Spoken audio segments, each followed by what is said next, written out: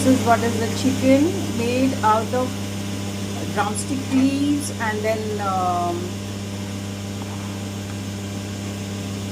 some herbs like warma leaves, we'll say, right?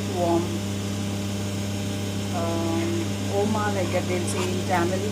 So those leaves.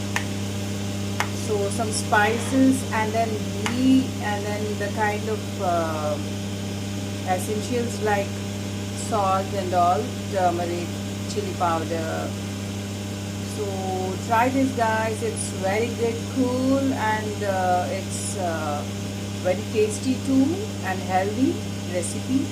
Try this. Let me know in your comments. How is it? So keep rocking, guys. Kavita Balaji here.